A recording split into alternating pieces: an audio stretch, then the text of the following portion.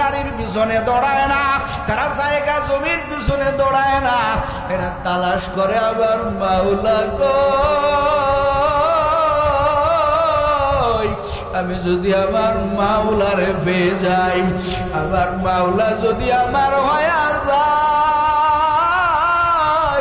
আমার মাওলা যদি আমার রব হয়ে যায়, দুনিয়ার সব কিছু পাবো, শুধু দুনিয়া না, মাল্লাহুল মাওলা ফালাহুল খুল, আল্লাহ তোমারে দুনিয়া আখিরাতের বাদশা আমার আল্লাহ বানায় দিবে।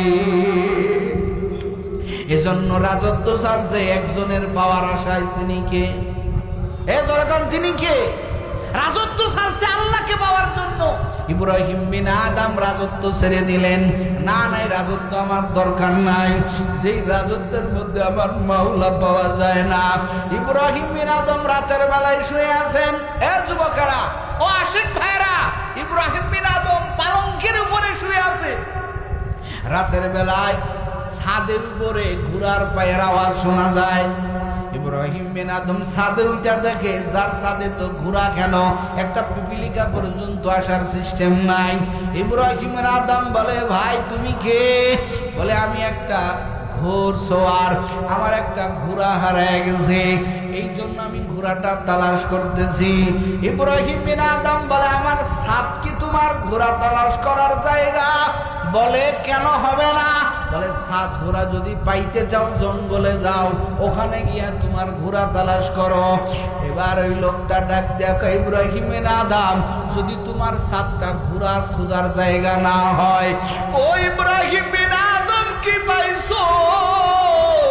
এই রাজ সিংহাসন পাইছো, পালঙ্ক পাইছো, ক্ষমতা পাইছো, তোমার হুকুমে এই দেশের মানুষ ওঠে বসে। এরে ইব্রাহিম বিন আদম, সব পাইছো কিন্তু একজনকে পাও নাই। তিনি কে? সরে বলেন, তিনি কে? বলে, সব পাইছো, আল্লাহকে পাও নাই, তুমি কিছুই পাও নাই। আর তুমি কিছুই পাও নাই, আমার মালিকের পাইছো। এরা চাটমহরের যুবক, পর্দার আড়ালের আম্মা জানেরা, তুমি সব পেয়ে গেছো। এটা বলার পরে লোকটার আর কোনো হদিস নাই, হারাই গেছে, আর কোনো হদিস নাই, আর কোনো হদিস নাই। ইব্রাহিম বিন আদম ঘরে ঢুকলেন, পালঙ্কে আর ঘুম আসে না। এ